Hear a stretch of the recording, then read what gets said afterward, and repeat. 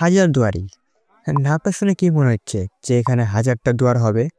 আসলে তেমনটি নয়। হ্যালো এভরিওয়ান, আসসালামু আলাইকুম। কেমন আছেন সবাই? আজকে আমরা চলে এসেছি কলকাতার মুর্শিদাবাদে হাজারদুয়ারিতে। সো আজকে এই সম্পূর্ণ ভিডিওতে আমরা আপনাদের হাজারদুয়ারিটি ঘুরে দেখাবো কোথায় কি রয়েছে। সো ভিডিওটি শুরু করার আগে একটা কথা আপনাদের বলে নেই যে হাজারদুয়ারির যে মেইন প্রাসাদটি রয়েছে সেখানের ভেতরে ছবি বা ভিডিও ধারণ করা সম্পূর্ণ নিষেধ। সো সেক্ষেত্রে আমরা ভিতরের দৃশ্যটি আপনাদের দেখাতে পারছি না। সো বাইরে কি রয়েছে সেটা আপনাদের এই ভিডিওতে তুলে ধরবো।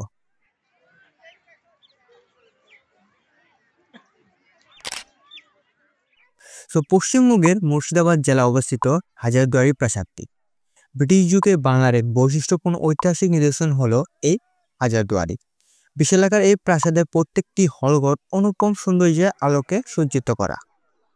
বাংলার নবাবী আমলে স্থাপত্যকলার এক উজ্জ্বল প্রতিফলন হচ্ছে এই হাজারদুয়ারি প্রাসাদ।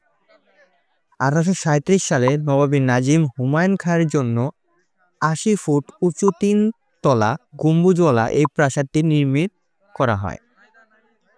তার আদলে 900টি দরজা হলেও আরও 100টি দরজা পরবর্তীতে কৃত্রিমভাবে তৈরি করা হয়। তারই নামকরণের নাম করা হয় এখানে হাজারদুয়ারি। সো বুঝতে পারছেন যে আসলে এই হাজারদুয়ারির নামকরণটা করা হয়েছে 1000টি দরজা জন্যই।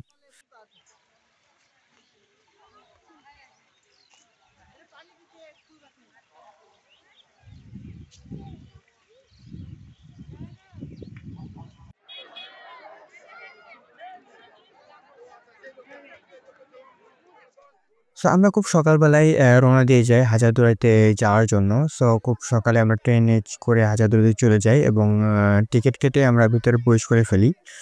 এবং কত টাকার টিকিট প্রাইস এবং কিভাবে আপনারা যাবেন সেটা আমি কমেন্ট সেকশনে অবশ্যই জানিয়ে দেব।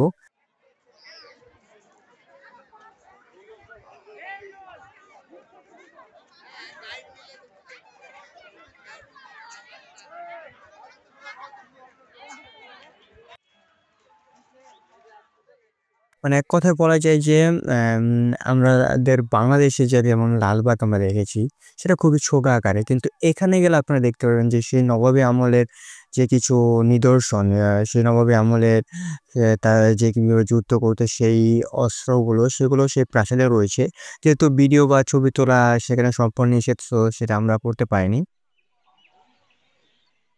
সো আজকে এই পর্যন্ত। যদি ভিডিওটি ভালো লাগে অবশ্যই লাইক করবেন, কমেন্ট করবেন, বেশি বেশি শেয়ার করবেন এবং আমাদের পাশে থাকবেন। আসসালামু আলাইকুম।